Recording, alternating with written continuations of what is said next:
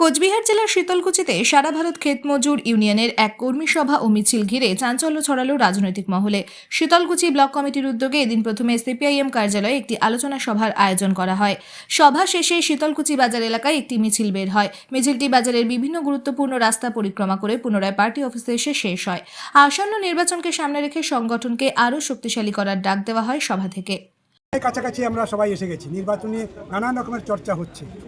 Trinamool BJP ইতিমধ্যে বাম শক্তি যে বাড়ছে সেটা তারা উপলব্ধি করে আমাদের উপরে নানান রকমভাবে আক্রমণ শুরু করেছে।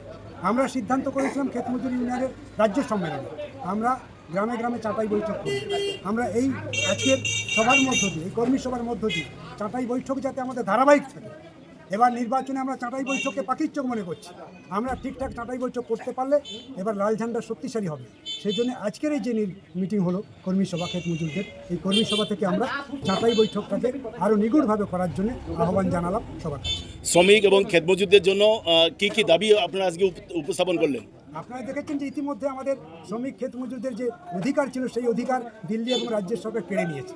শ্রম আইনের মধ্য দিয়ে গরিব মানুষের গত লুট করার পরিকল্পনা করেছে দিল্লির সরকার এবং সেটাকে সমর্থন করেছে আমাদের রাজ্যের তৃণমূল মমতা ব্যানার্জি। শ্রমিকদের মজুরি বৃদ্ধির বিষয়ে কি আপনাদের কোনো কর্মসূচি আছে, দাবি আছে? মজুরি বৃদ্ধির লড়াই ধারাবাহিক আছে আমাদের মজুরি বৃদ্ধির আন্দোলন। এটা এক একটা জেলায় এক এক রকমভাবে আমরা করছি। যে জেলাতে যা মজুরি আছে সেই মজুরিকে ভিত্তি করে আরও কিছু মজুরি বৃদ্ধির জন্য আমরা আন্দোলন করছি এবং অদ্ভুত রকমভাবে এবার দেখবেন আপনারা, আমরা জেলায় সর্বত্রই নয়, যেখানে যেখানে আমাদের মজুরি বৃদ্ধি করার মতন স্কোপ আছে সেই সমস্ত গ্রাম এলাকা আমরা চিহ্নিত করে সেখানে আমরা মজুরি বৃদ্ধির আন্দোলন করার চেষ্টা করি। 100 দিনের কাজ প্রায় হচ্ছে না, বন্ধ হয়ে আছে, কি বলবেন এই বিষয়টা নিয়ে? প্রায় নয়, 100 দিনের কাজ তো বন্ধ করে দেওয়া হলো পরিকল্পিতভাবে, কারণ 100 দিনের কাজে গরিব মানুষের অধিকারের কথা বলা ছিল। গরিব মানুষ কাজ না পেলে আইনে যাওয়ার সুযোগ ছিল, কাজ পেয়ে টাকা না পেলে আইনে যাওয়ার সুযোগ ছিল। ওরা দেখলো যে গরিব মানুষের এই আইনটা থাকায় নেতা মন্ত্রীদেরকে কোর্ট পর্যন্ত টানা হচ্ছে, সুতরাং এই আইনটাকে তামাদি করতে হবে। তাই তারা 100 দিনের কাজ বন্ধ করে দিয়ে তারা জি রামজি প্রকল্প আনার চেষ্টা করেছে। এটাও একটা ললিপপ, এটা 100 দিনের কাজের বিকল্প হতে পারে না।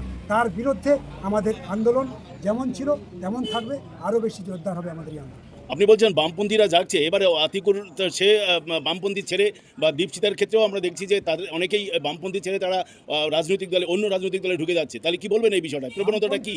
বামপন্থী আন্দোলন মানে তো বোঝেন, এটা হচ্ছে শ্রেণীর সংগঠন, শ্রেণীর পার্টি। শ্রমিক শ্রেণীর পার্টি হচ্ছে সিপিএম। সেই শ্রমিক শ্রেণীর পার্টিতে সবাই টিকে থাকতে পারে না। কিন্তু আমরা আমাদের পার্টি দেখেছেন যে নূতন প্রজন্মকে ধরে রাখার জন্যে, নূতন প্রজন্মকে আনার জন্যে নানান রকমের পরিকল্পনা গ্রহণ করেছে।